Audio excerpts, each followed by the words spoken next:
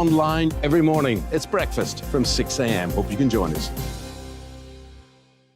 We are GB News, right across the nation. You can get us on television, on radio, on digital. We're absolutely everywhere. Amazing. You see, amazing. You remind me of me in the European Parliament. But here's the most important bit. We are not part of the mainstream establishment. We think and speak just like you do. We are the People's Channel. Magnificent. That's really, really thoughtful. Come and join us on GB News, the People's News Channel.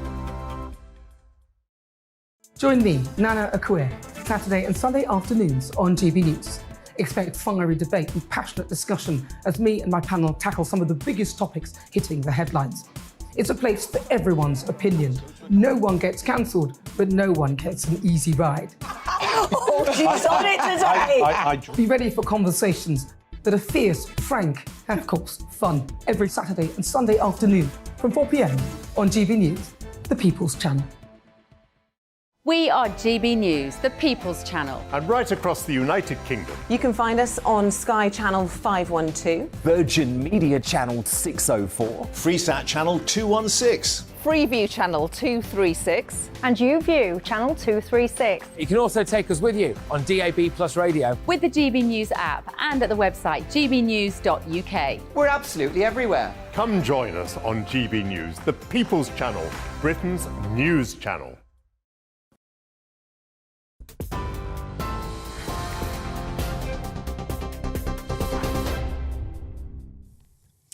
Good evening, I'm Tatiana Sanchez in the GB newsroom. Tributes have been pouring in for British fashion designer Dame Vivienne Westwood, who's died at the age of 81. The iconic designer, known for her quirky style, became synonymous with 1970s punk rock, dressing celebrities, politicians and royalty alike.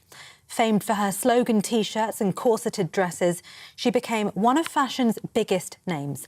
Her representatives have said she died peacefully, surrounded by her family in South London. The Victoria and Albert Museum described Dame Vivienne as a true revolutionary and rebellious force in fashion.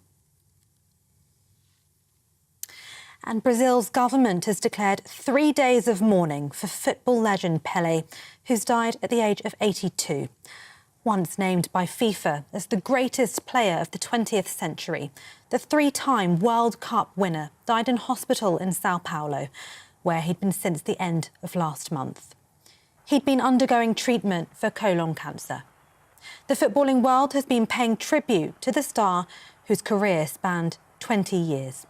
His family announced his death on Instagram with his daughter saying, "We love you infinitely. Rest in peace." And the Christ the Redeemer statue has lit up in Brazilian colours to pay tribute. The Defence Secretary says the UK's response to China opening up travel abroad is under review. Ben Wallace's comments follow the government saying there were no plans to introduce mandatory COVID-19 tests for arrivals from China, unlike several other countries, including the US and Italy. Beijing has announced plans to reopen borders next week, despite the country's ongoing COVID surge that sparked concern. A third man has been arrested on suspicion of murdering 23-year-old Cody Fisher on Boxing Day. The non-league football player was stabbed to death in the Crane nightclub in Birmingham, which now faces closure. West Midlands Police have said a 22-year-old man has been detained in London. He's the third person to be arrested on suspicion of murder, while 4 others have been arrested on suspicion of assisting an offender. Now, the Defence Secretary also insisted UK borders are safe as the military steps in to cover for striking Border Force officials. Unions claim the country's borders are less secure as more than 1,000 immigration officers walk out in a dispute over pay. A senior source has told GB News that passport control operations are running very smoothly at all 6 airports where those officials have walked out. Meanwhile, Labour MP Khalid Mahmood has told us he would support a general strike. I would support the rights of the people to be able to strike. If they want to coordinate that, they're totally at will to do that. And if you don't call that a general strike, yes, because the people who work want to have the right sort of pay and conditions, and they should be able to do that. TV, online and DAB Plus radio. This is GB News. Now it's over to headliners.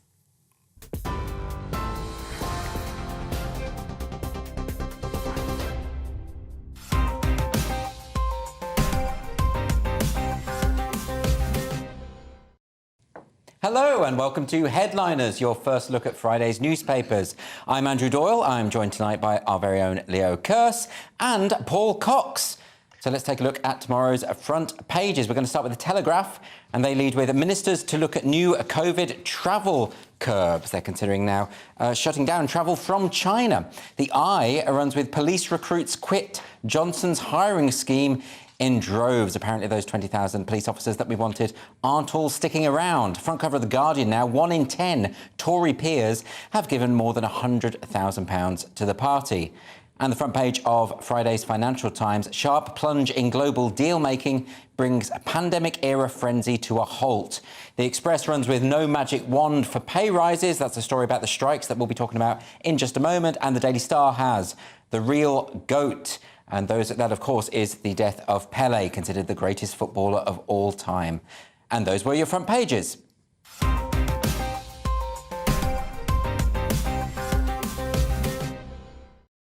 So we're going to begin with the Daily Star, and of course this is a story that has been covered on basically all of the front pages. Leo? Yeah, that's right. So Pele, the footballer, has died. I don't know too much about Pele, but I do know he was a footballer. There he is there with his shirt off hugging another footballer. He was known as the real GOAT because of his sure-footed ability on the pitch. Is that what he means? Probably. Yes.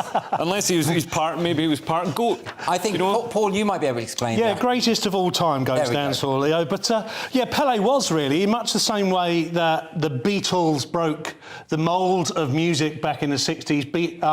Pele was much the first big star of football back in the... I mean, he played in his first World Cup at 17 years old in 58. He played as part of the great 1970 Brazilian team.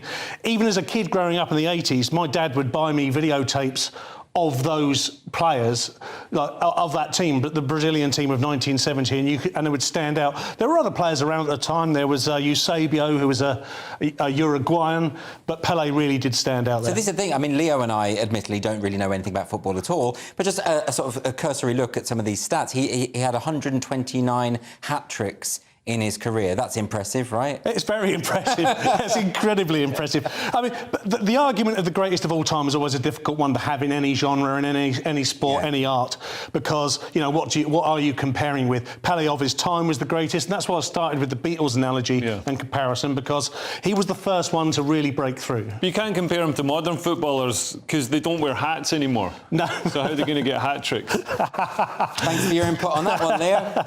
Quite interesting, though. I didn't realise that Pele was so poor when he was growing up, and apparently the family couldn't afford a football, and he used to have to practice with a sock with rolled up rags inside it. So for football, for a football. Oh, right, because I practice with a sock. That's a very different sport.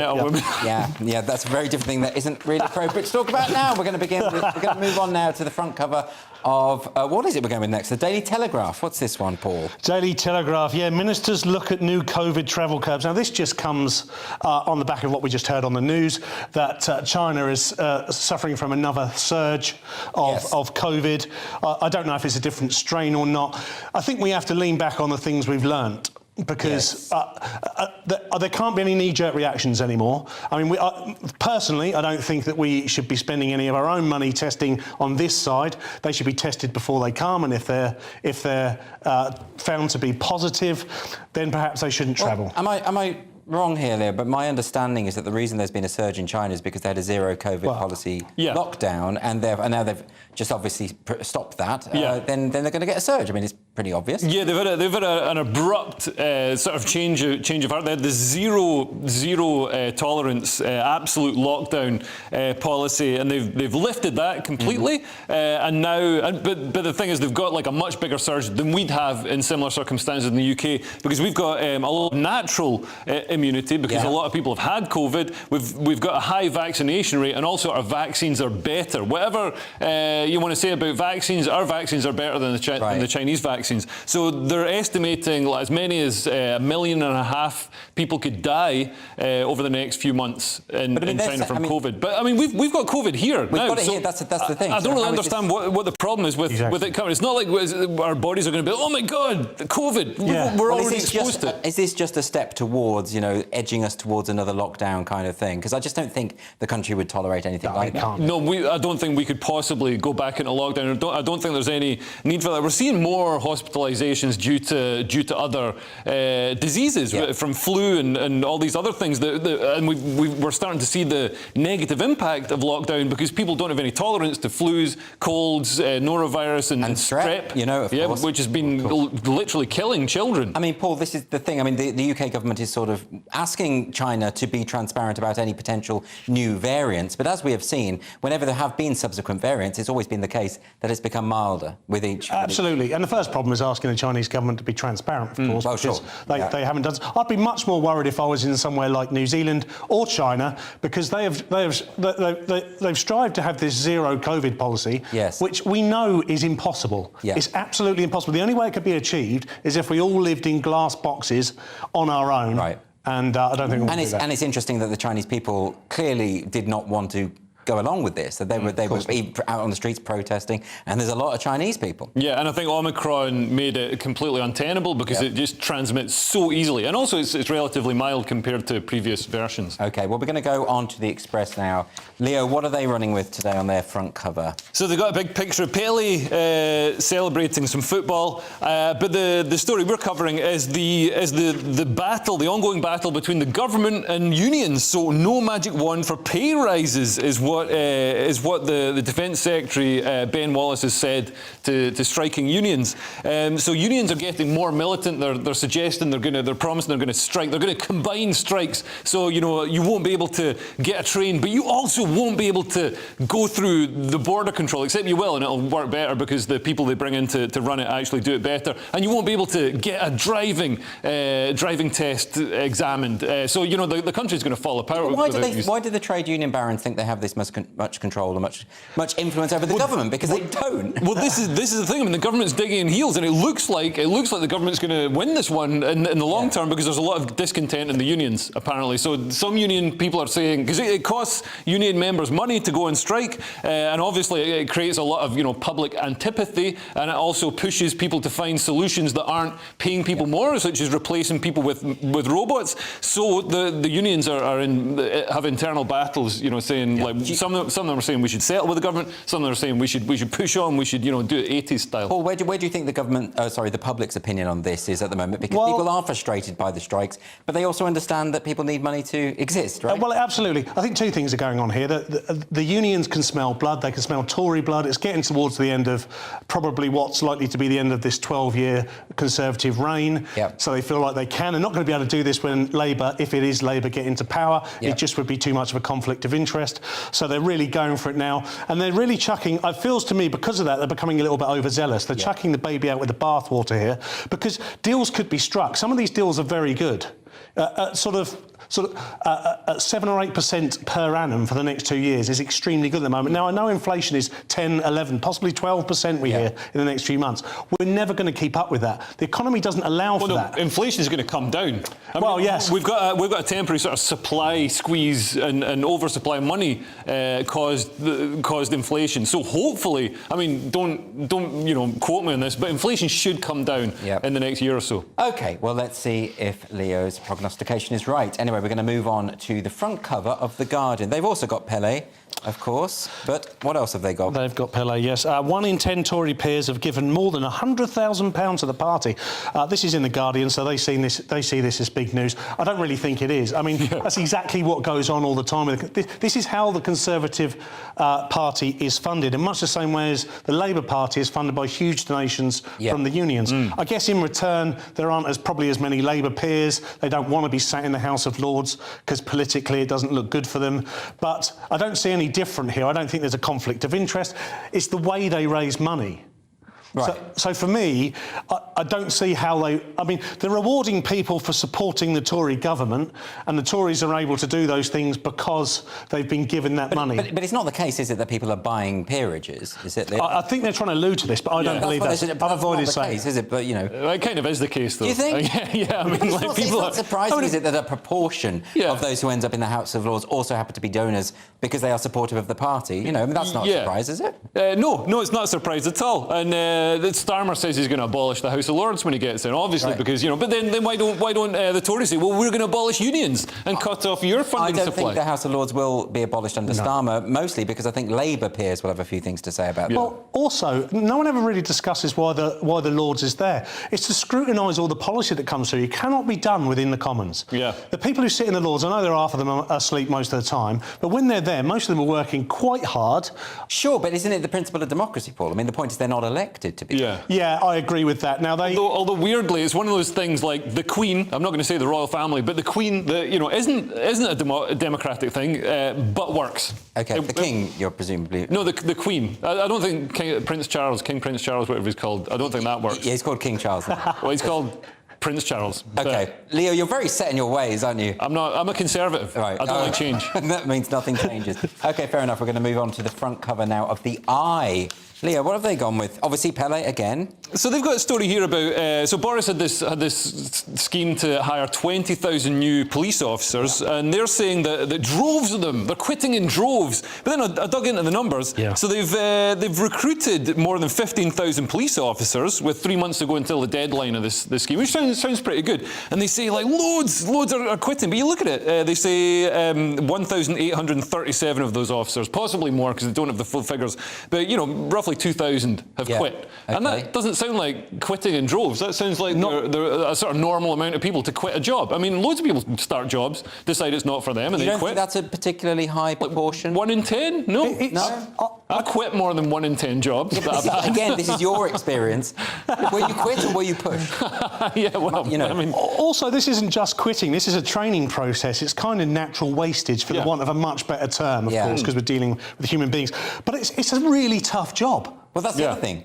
People are going to quit because it's actually hard. So they get into the training and they discover, oh, this isn't quite... I don't know if I'm cut out for this. And they wouldn't know unless they tried. So I think for me, it is a story, but it misses things like, you know, they are backfilled by other people coming in behind them. How many people quit the Eye? That's what I want to know. How many people quit the Eye because they don't want to get paid £11,000 a year to cut and paste press releases? That's a very good point, Leo, and I have to say, I think it's more than 1 in 10 people quit stand-up comedy. Yeah, certainly. Absolutely. I'd say it's more like 9 in 10. Yeah. And that's not enough. 10 in 10 shoots. It's still not enough. Yeah, exactly. Anyway, but that's the end of the first section here. Coming up after the break, we're going to go beyond the front pages and we're going to delve inside. See you in just 2 minutes.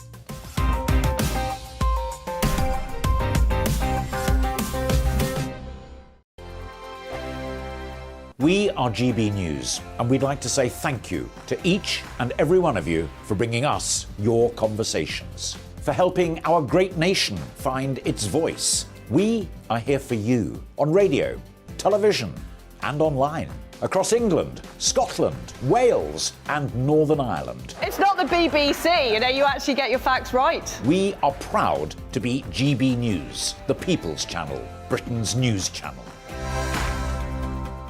Monday to Thursday, 9 p.m. till 11 p.m. Join me, Dan Wootton. I'll bring you the sharpest takes and hottest debates. Do you not believe in prison? I don't believe in prison. I'm completely stunned. I guarantee you there'll be no spin, no bias, no censorship. I actually was personally quite offended by it. And no reason to go to bed. So I guess they've always been quite woke. That's Dan Wootton tonight on TV, radio and online. Monday to Thursday from 9 p.m. till 11 p.m. on GB News. The People's Channel, Britain's news channel.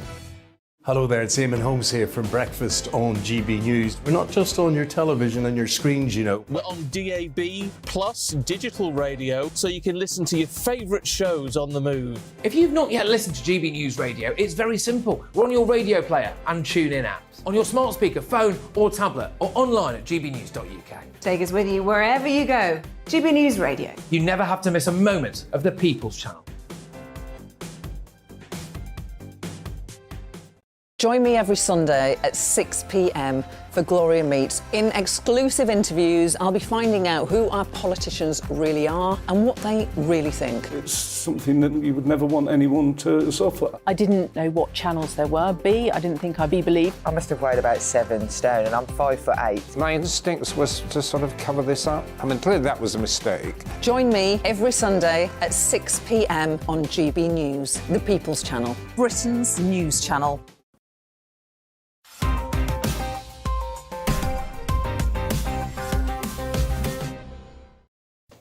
Welcome back to Headliners, your first look at Friday's newspapers. I'm Andrew Doyle, and I'm joined tonight by Leo Kearse and Paul Cox, two fantastic comedians.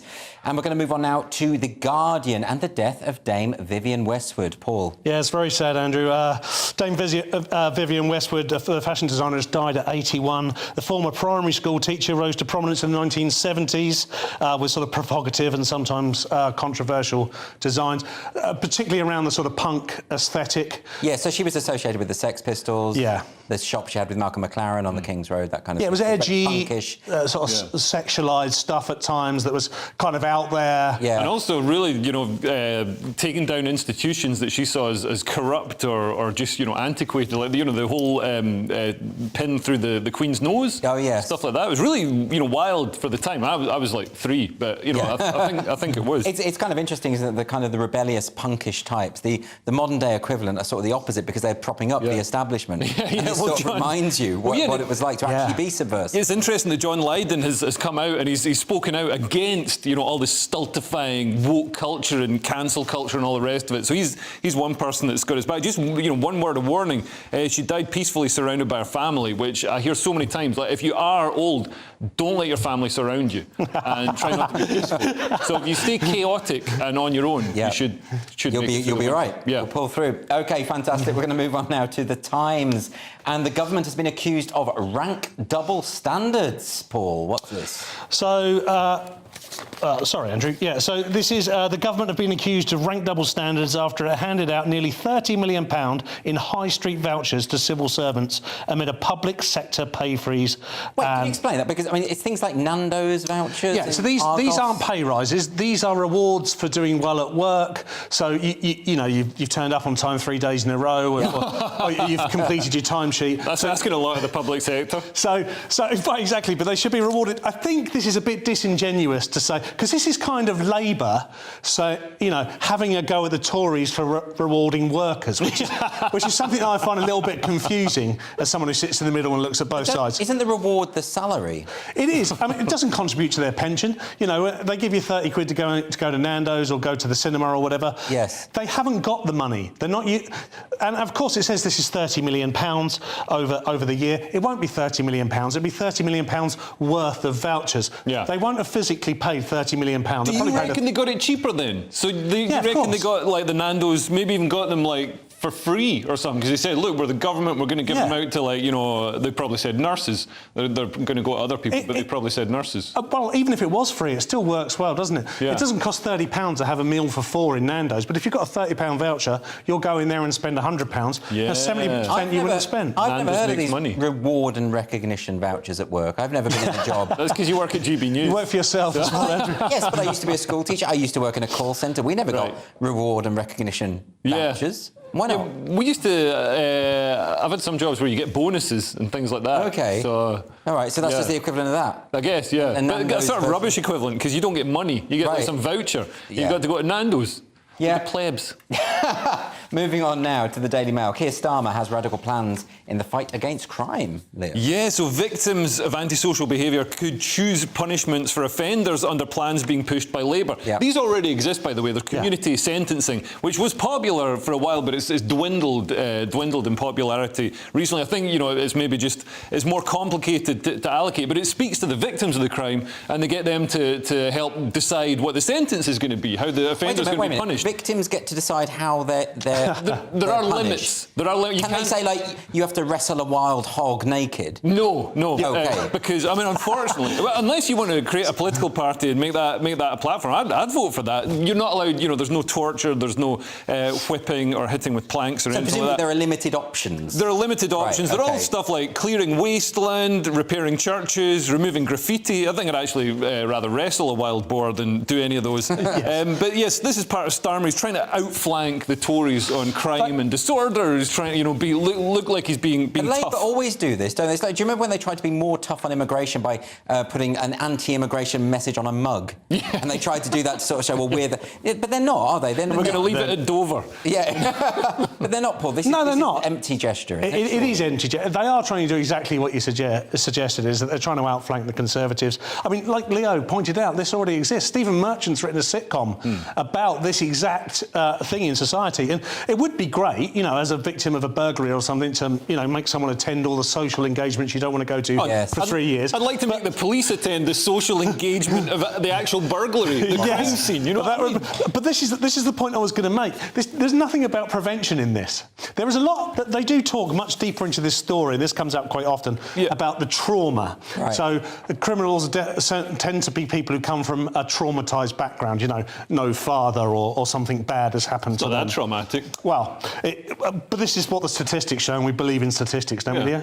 Yeah, no, I mean, former criminal intelligence analyst here. Don't need to also raised by a single mother. You don't need to tell me about It's a miracle you haven't turned to crime, Leo. He's been made to work for GBNews. I did, but on the side of the police. But Labour did do a lot of good work. Problem-solving policing, broken windows theory. They brought over a lot of quite radical methodologies from the States to tackle crime and tackle the causes of crime, and also find more efficient solutions to crime that weren't just chucking people in yellow jackets to arrest people at the problem. But I mean, I think here Starmer, I don't think he's got the actual motivation. I think, as Paul says, it's window dressing. Yeah. He's just making the right noises, like he's making on immigration, to make people, those floating voters, say, I'm not going to vote for the Tories this time. I'm going to vote for Keir. I feel safe. Well, there's very voting for little he Keir. could do at this point and not win the next general election. I agree. But it also like is a great opportunity to tell us what he's really going to do. Right. Because to come in on the back of the Tories being rubbish is very easy. OK, so we're going to move on now to The Times and a desperate plea from Cancer Research UK, Paul. Yeah, anti-smoking campaigners want Steve Barclay, who is the Health Secretary, to publish a plan for tobacco control. They're saying 1 million people will contract cancer from cigarettes by 2040 unless there is tougher action to stop smoking, such as raising the age. And by the way, that's been raised from 16 to 18 in the last few years. It's 18 at the moment, right? Yeah, so they're talking about raising it higher. Raise it higher than that? I mean, once you're 18, you're an adult. Well, this is the point. It is for me anyway. The first thing I learned about reading this article was that there was actually a smoke-free policy by 2030. I don't know what's going to happen in 2030, but we're going to become free of everything by 2030. I mean, but I'm not sure what good it does. Well, they're saying here, this says they could raise the legal age for buying tobacco from 18, so that people who were born after a designated year could never buy cigarettes legally. I think they've implemented something like that in New Zealand. In New Zealand, it increments every year. So yeah, you'll never, the smoking age goes up every year. So if you're born after the sort of, the cut-off point, you'll never become old enough to Right, but to buy doesn't it. this rather suggest that they just don't trust the public? I mean, people make their own choices. If people want to endanger their lives by smoking, that's their choice. Yeah, but people make terrible choices. Look at Lad Baby was #1 again. It's a good point. OK, this is a good point, Leo, but I'm surprised it's coming from you, because surely you're about liberty and freedom and individual choice. The trouble with smoking is it doesn't just impact on the person who's smoking, it impacts on the people around them. I've lost friendships to smoking because I couldn't take my pregnant wife and I can't take my baby round to their house. But what about people who are smoking in the privacy of their own home or that kind of... That is in the privacy of their own home. And I don't know, I just say, why don't you just vape? I can't believe people are still smoking. It's like riding a horse to work. Yeah, but vape. This argument could go down with alcohol, couldn't it? You could say, well, that ruins all sorts of people's lives. Alcohol. Somebody can drink a glass of wine next to my baby and the baby's not getting second-hand alcohol. Yeah, but maybe the person gets drunk and they knock the baby over, perhaps. That we're getting into, we're extrapolating. Well, I'm just suggesting that when it comes to alcohol, that does a lot more harm societally. I've got a very stable baby. OK. That is, it's like a weeble. Paul, do you not take the libertarian view on this? I absolutely do, actually. I think you're making a great point. And it's interesting to see Leo argue this now as a new father as well. It's great to see this side of you, Leo. Not that you were anti this before you were a dad, but you probably would have cared a lot less. But where do you stop? Yeah. Where do you stop? At smoking. You stop at smoking. Okay, but when you stop smoking, I mean, the problem with this is second-hand smoke, the impact on the NHS. Let's say that was taken away. We wouldn't care if people smoked if it didn't cost things, would it? We wouldn't care if people wanted to kill themselves, and they want to kill themselves in many different ways. I know people who smoke who need that sort of... Like, I quit smoking. I used to smoke. When I moved to Vancouver, where smoking... I mean, it wasn't banned, but you had to go outside. It was, it was like Britain is now. It provided the impetus for me to quit, and I'm glad that I quit. Yeah, no, I don't. I mean, in 2007, when it changed in the UK, it was weird being in a pub or nightclub and having to actually, not having to wash your clothes the next day and all that sort of thing. Yeah. And it did make... I stopped smoking at the same time as well. I used to smoke. But I get very uncomfortable with huge government where they sort of say, it's best for you if. Yeah. And even if it is best for me, I don't want them to tell me. Yeah. No, I don't know. I disagree. I think I'm generally against big government, but when it's something like smoking, which, nobody... There's no... With climate change, there's some dispute. A dispute that and with COVID lockdowns, a dispute that the lockdown is better than COVID. But with smoking, there's no way you're going to tell me. Nobody quit smoking and is like, oh my God, I can't believe the government made me quit smoking. I miss stinking and dying. People do get a lot of pleasure from it. And also, it's there a rubbish are all pleasure. sorts of human activities that carry risk. You'll be banning sword swallowing next and things like that. Yeah, actually, and all the other circus stuff, that annoying circuses are annoying. Yeah, all that spinny little, things bouncing up in the air. Yeah. We've got time for one more. This is a story from The Guardian. And brilliant. Turns out NFTs were just a fad. Who would have thought? Can you just remind us what NFTs are? So it's a non-fungible token, so you can get a digital image, and this non-fungible token means that you own that image. Yeah, I mean, this is I can still screenshot it. I can still screenshot it, make a perfect, pixel-perfect replica of it. You can't do anything about it. What are you going to do? Come around to my house, take my laptop off? I never really understood the appeal of this, but they were selling for millions. Well, that's the problem, isn't it? They're trying to make them into, it got caught up with the whole sort of crypto Bitcoin mania, and it became part of that. And they're selling. I mean, some of them, a digital collage by the artist Beeple sold for nearly $70 million.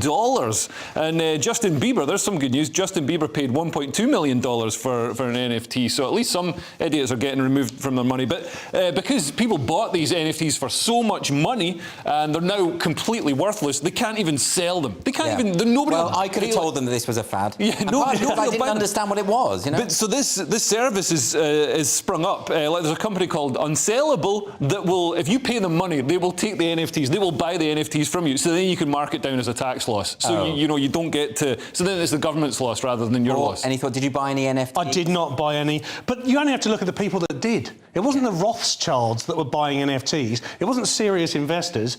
It was, Instagrammers. Justin Bieber did. Yeah. Yeah, but the names in here: Paris Hilton, Madonna, Jimmy Fallon, Kevin Hart. There we go. Let's have more NFTs sold to idiots. Sounds like a good Coming idea. up in part 3, we've got transgender boxing, an illegal migrant working for UK Border Force, and problematic teachings at universities. See you in 2.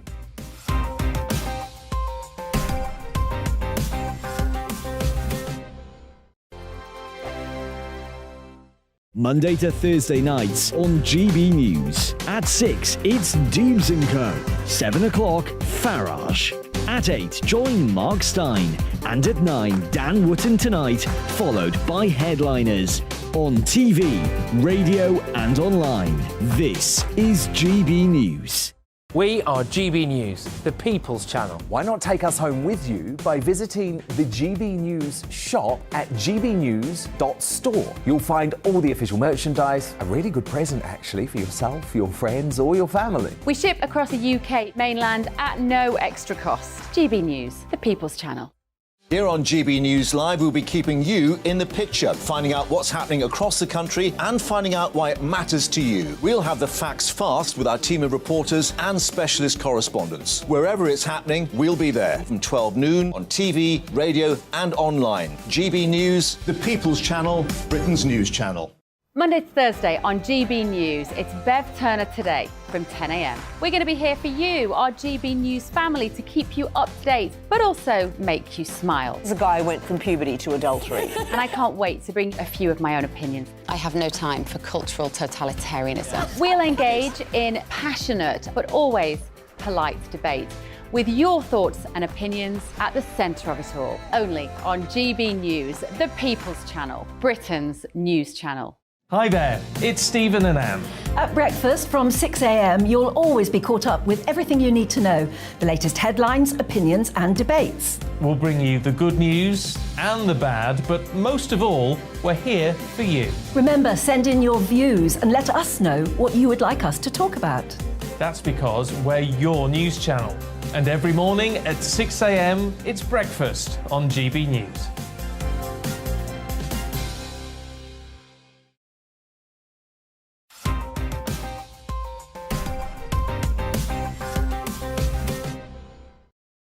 Welcome back to Headliners. Let's get straight back into it with the Telegraph now, and a call for transgender athletes to step into the ring. That's right, the boxing ring this time.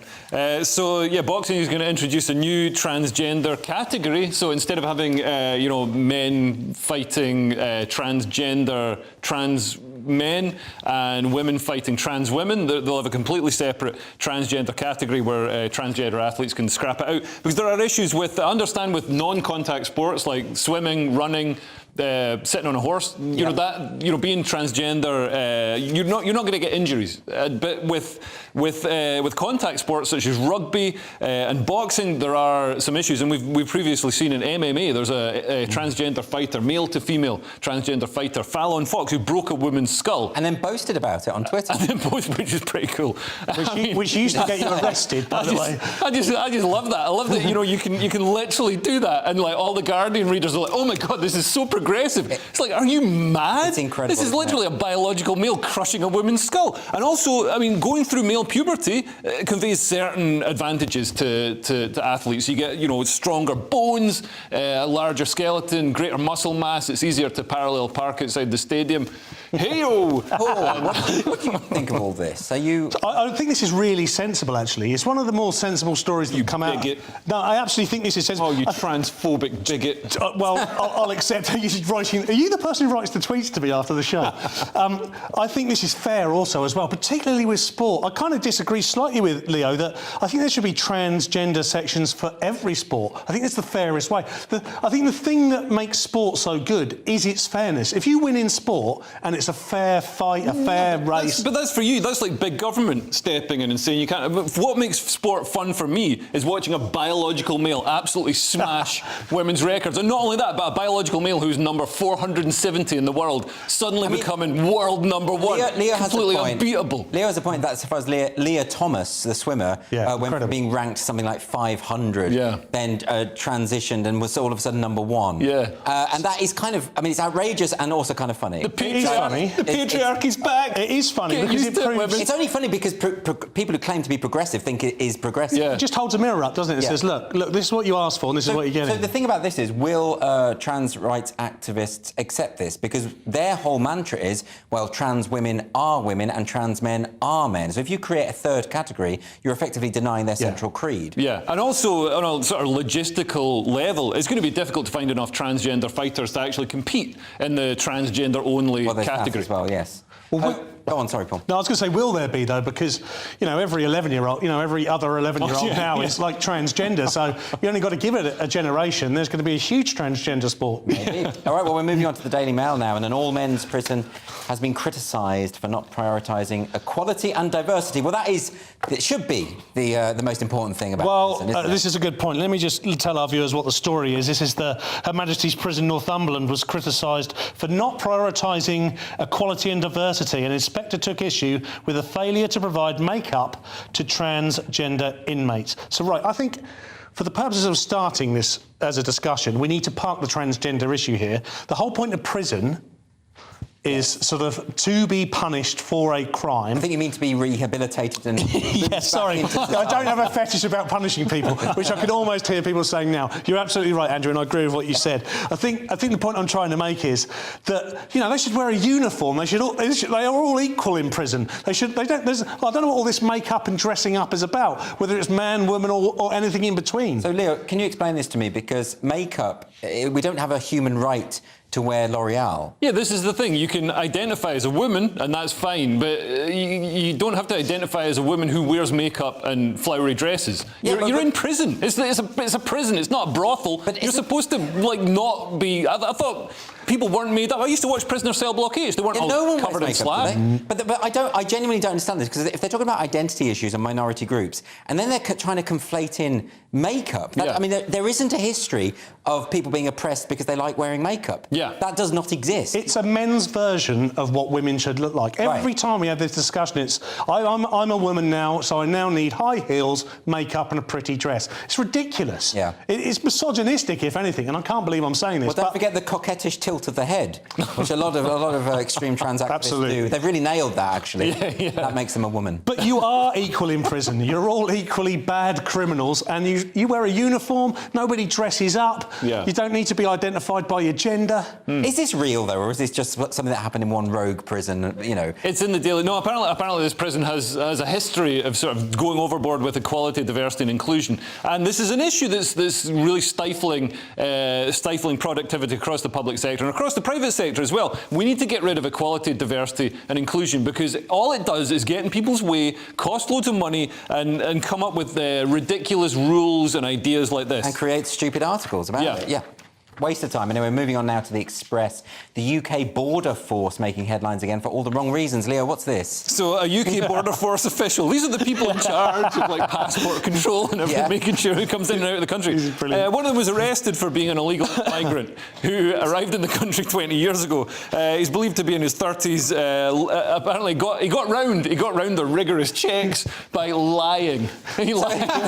But isn't this the greatest crime in a way? Because this is the way you conceal yourself. Yeah. If I were the criminal, I go out with the vigilantes at night to search for myself. It's a similar thing. Like the Soham murderer, he did that as well. I'm sure he did. And this comes hot on the heels of the Border Force being embarrassed by... They went on strike. They were like, oh, we'll show you. We're going to go on strike over Christmas. Yeah. So then the government brought in the military and other people to replace them, and they did a much better job because I guess Border Force, they're very lazy. Well, I mean, it would suggest that Border Force aren't the greatest in the world, wouldn't it, Paul? Because if their whole job is to monitor illegal immigration and they can't find it within their own ranks, it's not good PR, is it? But it is genius, isn't it? Like you said, I mean, who better to find illegals than illegals?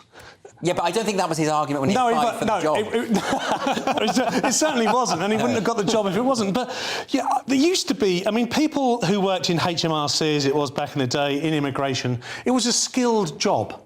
It was something that you qualified for. My father-in-law worked in immigration his whole career. He spoke 4 different languages. Now it's not like that at all. It's just get as many people in as you possibly can and just do basic checks. It's no longer what it was. It's the quality of the staff is what you're talking about. Yeah, I think so. Okay. And that doesn't mention how good or bad he was. He could have been our best immigration officer. Well, that's the other thing. He might have been brilliant because, as you say, he knows what to look for. Maybe we should get some of the people that are coming across in dinghies and replace UK Border Force with them. They've shown a lot of aptitude. They know some of the entry routes. So maybe they'd make better.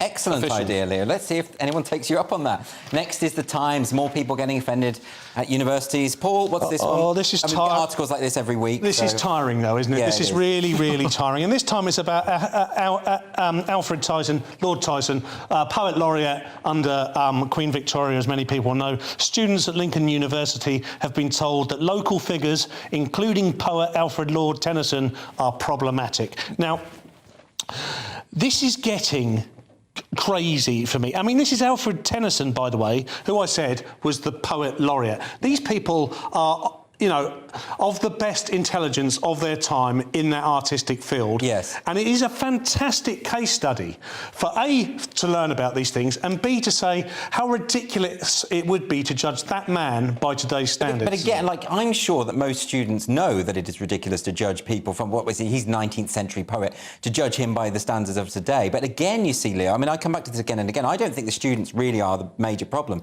I think it's the academics. I mean, these are the people who are taking them around saying, oh, these people people are problematic, these people should be decolonised. Didn't they try to decolonise an engineering curriculum of Isaac Newton? Yeah. Because the law of motion is problematic or something? The religion of social justice. I read this in a book recently, but the religion of social justice, available from all good bookshops by Andrew Doyle. But yeah, it's infiltrated all of our institutions and become this mantra. And anybody who doesn't abide by it gets hounded out. So people are afraid to speak out against this. And it's ridiculous. I mean, what will people find unacceptable in the future? I think they'll find a lot of this kind of thing I think this kind of thing quite clearly, probably in about 10 years, 15 years' time, I would hope. But Alfred Lord Tennyson, you know, if all you're worried about when you read Tennyson is his attitudes towards racial groups, which would be of his time, but unacceptable today, then you're not grappling with the poetry. You've completely missed the point. I mean, it is of no relevance what his view was on racial groups at the time. It doesn't really get mentioned in his poetry.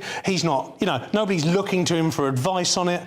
He is, you know, somebody who should be held in high regard, is somebody who had a hugely successful career. I mean, where do we draw the line? When does history start? Does history start when we have a whole bunch of people that we agree with are all in one place at the same time? And you'll never have that with any historical figure. Well, I hope we don't either. I think these students should just go home and read In Memoriam or whatever, Lady Charlotte or whatever. Anyway, we're going to finish now with the Telegraph and academics afraid to challenge potentially damaging agendas. So, Leo, this is connected to the last story, isn't it? Yeah, it's part of the same thing. So professors have come out and said that they're scared to challenge all this sort of woke ideology, in this case the decolonisation of the maths curriculum, because they say that it's personally risky. If any one professor steps up and says, wait a minute, this is ridiculous, you can't, like, why would you decolonise there are two maths? things here, because a lot of people watching won't really understand. How can you decolonise maths? Exactly, it's the purest science. So it's the universal language of maths. Yeah. Like, maths has never been colonised. Yeah. So how do you decolonise it? I mean, can anyone explain that, Paul? No, I don't think you can. I mean, I've read this, and I'm guessing somebody's point is that it's mainly been taught by white men. Its origins certainly aren't. No, but maths is maths. And the universe is designed by maths. They say that they need to make sure, you know, diverse mathematicians are referenced, and they need to ensure students are aware if any mathematicians had connections to the slave trade, racism, or Nazism. This is advice that's been handed down to the Quality Assurance Agency, another pointless government agency that exists purely to get in the way and make things worse. Just tell us if the numbers add up. Yeah, and also that's it. Where does this stop? Are you gonna get rid of like the number 8 because it looks like a fat lady? I mean, well, bingo is problematic. The two fat ladies. Exactly. Legs 11 is just misogynistic objectification. Yeah, through numbers. Two little ducks. That's anthropomorphizing animals. Outrageous. You know. Absolutely outrageous. Okay, well, that's it now for part 3. Coming up, we'll have a shock diagnosis on Christmas Eve for some unfortunate patients, a new cutting-edge hypercar, and why exercising in virtual reality is better for you than hitting the gym. You'll definitely want to see that. See you in a moment.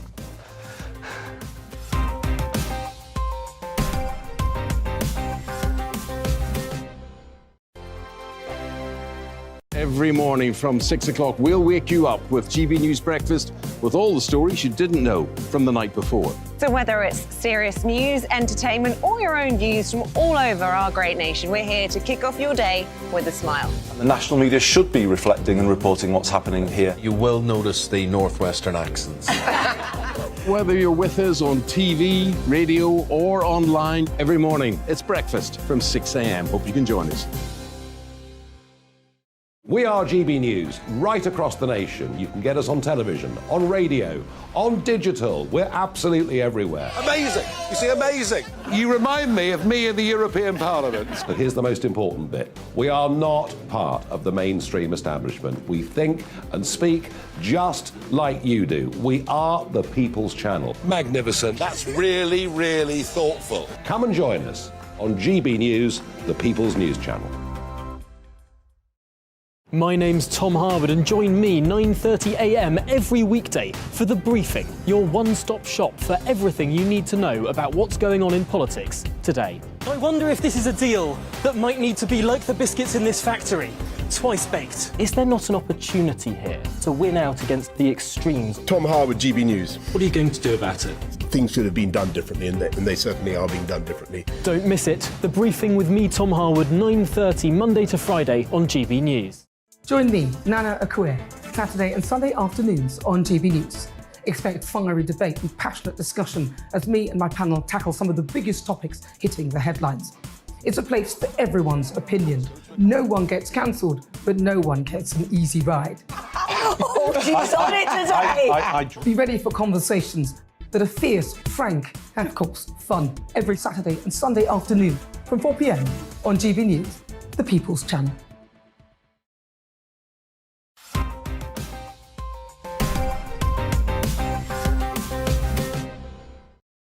Welcome back to the final part of Headliners. We're going to jump right back in with a shock text message that you wouldn't want to receive on Christmas Eve. Paul, what on earth is this about? I shouldn't laugh, but it really did make me laugh, this one. GP surgery text patients, "You've got lung cancer," instead of "Merry Christmas." I mean, that's a bit of a typo. Yeah, I mean, that must have been someone stitching someone up. Patients at a GP practice were horrified, as they would be, when they received a text message from a doctor declaring they had lung cancer, only to find out the message was meant to say "Merry Christmas." No, so presumably this is a computer-generated message. I think so. But it didn't say "You've got lung cancer." It says, you know, this is your diagnosis: aggressive lung cancer with metastases. Yeah. And then thanks. Yeah. So actually, even that text is quite grim. And some of them were actually waiting for the results of cancer biopsies. Oh, for goodness they panicked. One guy broke down. His partner broke down sobbing. He tried to call the surgery, couldn't get through, obviously, because it wasn't 1 minute past 8 a.m. So he had to run to the GP practice and demand to see a doctor. And also, they tried to sort of tried to fix the problem by saying sorry and then send out Merry Christmas, but that went wrong as well. They kept sending out Merry Christmas. One person heard it 3 times. So first they get "You've got lung cancer," and then they keep wishing you a Merry Christmas afterwards. Yeah. So I mean, it's not the most reassuring. If this is what they're doing with text messages, which are pretty simple, even my dad can send them, what are they doing with the more serious stuff like brain surgery? And were people like, they'd gone in for an ingrown toenail and they're told they've got lung cancer? This is scary stuff. They really need to get this right. Terrifying to think, though, that this was a sort of standard message of some kind. Yeah. So they accidentally sent the wrong message, which meant this message is available for them to send. You don't want to get that. That's got to be a phone call. Yeah. I would have thought so. Definitely, yeah. It's got to be a phone call. They should never be informing people about that over text message, surely. Yeah. They can't be. Well, apparently they must be. Anyway, we're going to move on now. This is the Mirror and an impressive new hypercar that helps with the environment. Leo, what is a hypercar? So it's a really fancy sports car that costs loads of money. So this is a nice car? Just a nice car. I don't know if it'd be that nice. I think I'd rather have a nice sort of... because it'll break down all the time. My mate had a Ferrari and it just broke down all the time.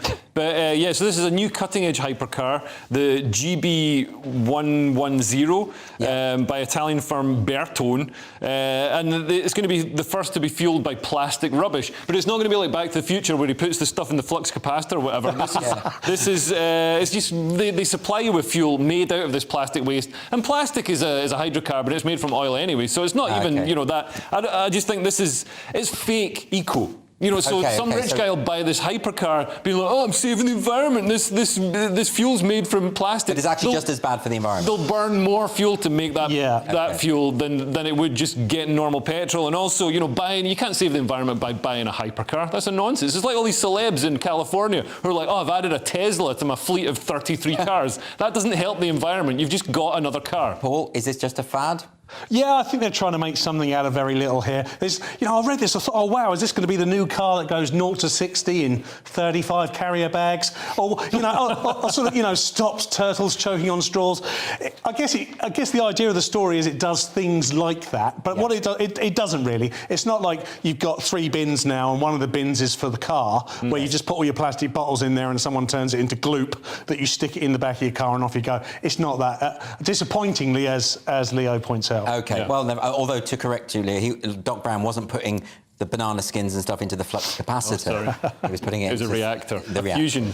There we go. There's your Back to the Future knowledge is very weak. We're going to move on now to The Guardian. Who pulls the strings if aliens contact humanity? There's a couple of things going on here, Andrew, but the story is if aliens contact humanity, who decides what to do next? Scientists are setting up a post-detection hub in Scotland, Leo, that concerned humans would react like headless chickens if they came into contact with aliens. We would. Of course we would. But reading this article, it's like reading something from the 1950s. They are constantly looking for signals, right? There seems to be this assumption that highly advanced aliens are going to use 1920s technology to communicate with human beings. Yeah. And it's going to go to one lucky person who's trained to deal with it.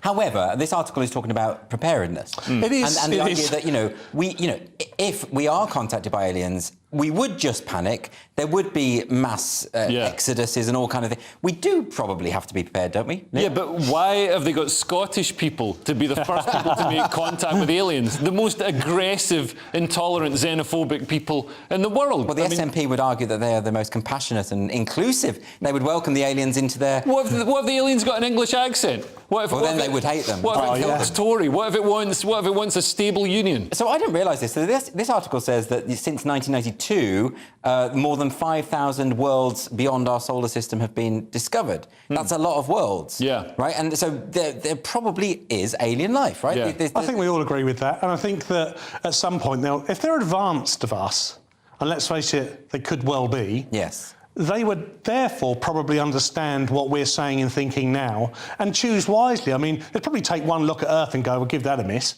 Well, there's that. I'm not trying to be facetious, but I'm not sure we would be like headless chickens at first. Right. Because who would assume it was real? If you got a message... You'd think it was a prank, yes, you would, wouldn't you? Yeah. If you got a message now from an alien saying, watch out, mate, we're coming to get you, it'd be like, oh, it's Jim again. Jim's always doing this sort of stuff. But the other thing is, I mean, they're probably not going to be benevolent, are they? They'll just destroy us and move on. They'll be colonialists. Like the War of the Worlds. So people won't be able to use their maths. Yeah, so... exactly. They'll need to be decolonised. OK, we're going to move on now to the Daily Mail and a mystery unfolding along the Gold Coast, Leo. So police have opened an investigation after a series of Venus de Milo statues mysteriously appeared across a string of Gold Coast beaches last week. That's in Australia. Okay. So the Gold Coast acting mayor, Donna Gates, said that the statues were illegally placed and constituted vandalism. And this kind of hints at the authoritarianism of the Australian government. Look at that vandalism right there. That's a bit of art. That's a nice bit of art for people to look at when they go, shark shooting or whatever people do. I couldn't actually find anything wrong with what was going on, other than they say about health and safety, these things have got to be put in a certain way. Well, they might fall on you or something like that. But, I mean, this is not that much different to what Banksy does, and we revere Banksy. He's held in high regard. I don't revere Banksy. And I'll tell you why you don't, and the same reason I don't some of the times, is the message. This is not the message that they want to put out. Banksy is often putting out the message that people want, the progressives and the woke want to put out, so they go, it's great stuff. If this was... Sorry, I'm pointing at a picture. The audience can't see that. I can see the picture. I just thought over there, but... I'm just not interested in Banksy as an artist. No, but really trite, really asinine stuff. But I mean, at least this is a nice statue. Yes. Who has done this, then? Do we know? Well, it's probably not the original sculptor. We know that much. Because I think he was 150 BC. Yeah. So it's probably not him. He'll probably be dead now. But...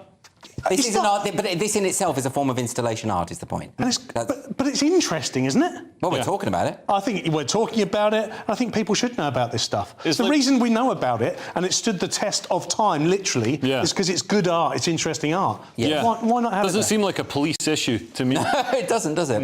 All right, but we're going to move on now. We've got time, I think, for one more story. Excuse me, this is the Daily Mail. This is an alternative to hitting the gym. Yeah, several studies have indicated that exercising in VR is actually better for you than doing so in the real world. How can you exercise with virtual reality? The idea... Well, this is the point. You have to still exercise. They're talking about the Oculus Quest headset, which you might not know what this is, Andrew, but I can tell you what it is. It's a £400 VR headset. My daughter's got one, and it made my heart rate go up when I bought it, and it makes my heart rate go up every time I see it collecting dust in her bedroom.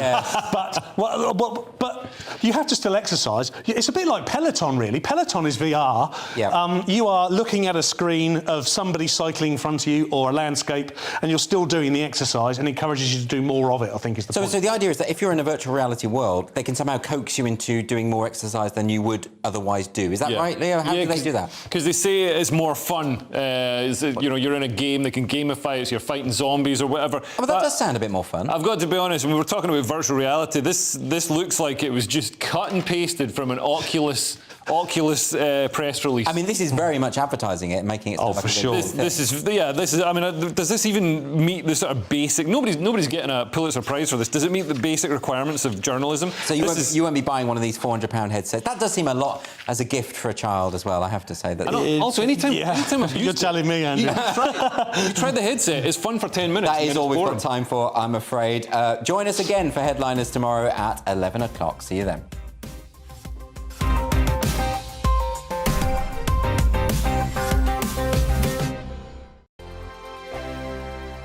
I'm Mark Dolan. Join me at 11 on GB News for Headliners, in which I'll be joined by two of the UK's top comedians discussing tomorrow's papers. If it's an important story, we'll cover it, but we'll have some fun along the way. Headliners, the late-night paper review that won't send you to sleep like the others will. 7 nights a week at 11 p.m. on GB News.